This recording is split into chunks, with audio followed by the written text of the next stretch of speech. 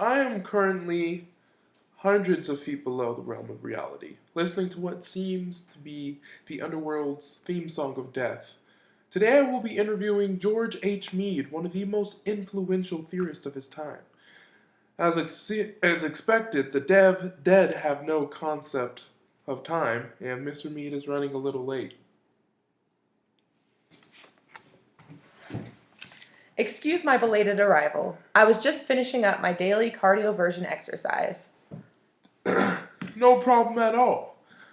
Let me start off by saying thank you for taking the time to meet with me after leaving over 2,000 messages on the Underworld's personal hotline.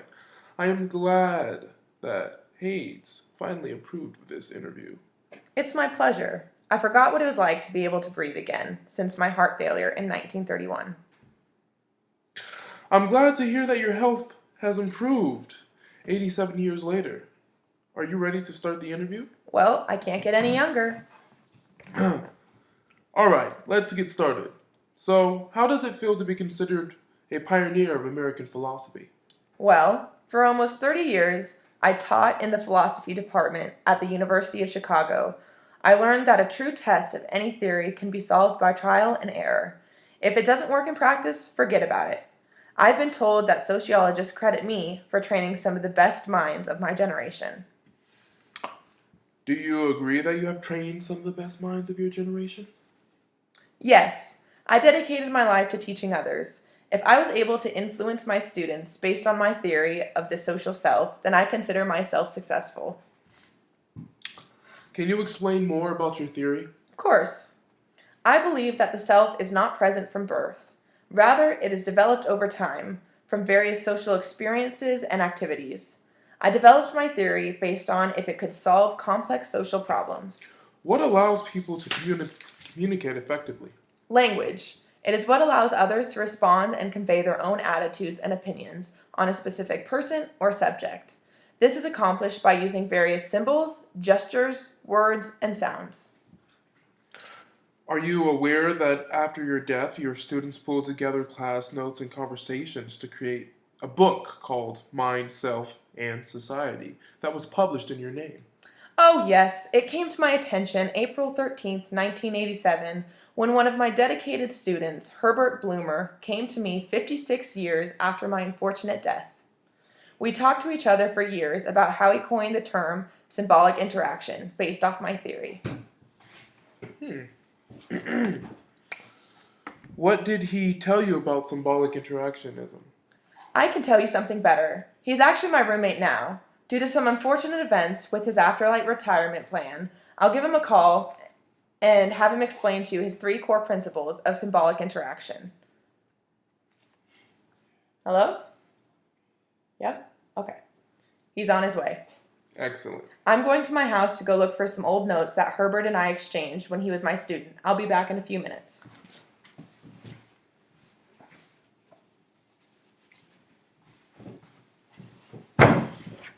Hello, my name is Herbert Bloomer. What question did you want to ask me? What are the 3 core principles of symbolic interactionism? Well, the 3 core principles are meaning, language, and thinking. Can you explain a bit about each principle? Of course. The first premise is meaning, which is how people act towards others based on meaning that we label them as. Essentially, how you view something or someone directly correlates to how you will interact with that person or subject. Interesting thought. What is the second premise?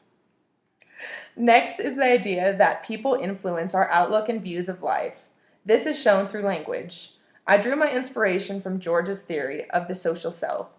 Language gives people the tools to negotiate meaning through various symbols and gestures. It is what engages people and helps them to determine the meaning of their language. What an excellent connection to Mead's theory. He must have been a great influence on you. What was your final principle? Yes, he was an excellent professor and theorist. My last premise is thinking and thought, which is composed as the interpretation of the symbols and gestures that are presented through conversation. I will always remember what George told me as a student when we were discussing his theory. He said what separates man and animal is that humans can think and understand, while animals react. That was very informative, and I appreciate you for explaining your three principles to me. Good luck with your defending your title. Goodbye. Enjoy living.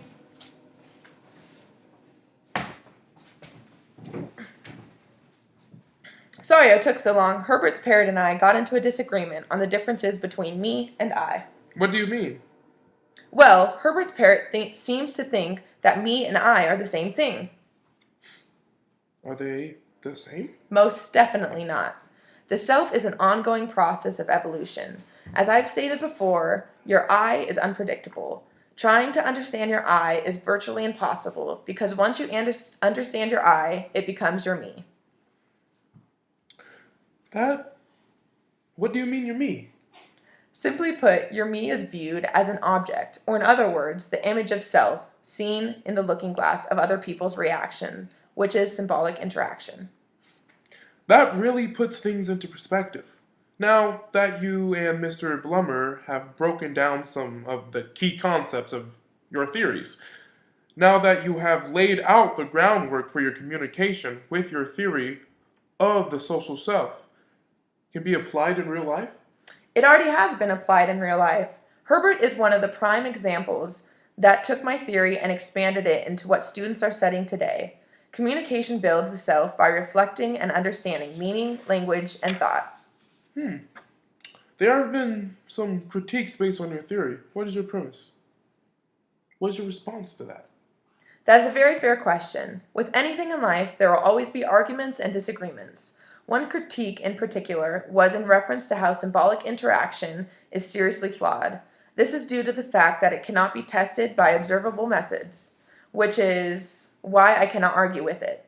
My response to this critique is that this theory is not a scientific theory, but by any means. It is meant to be interpreted and examined to get a better understanding of oneself. Thank you for your time. Of course.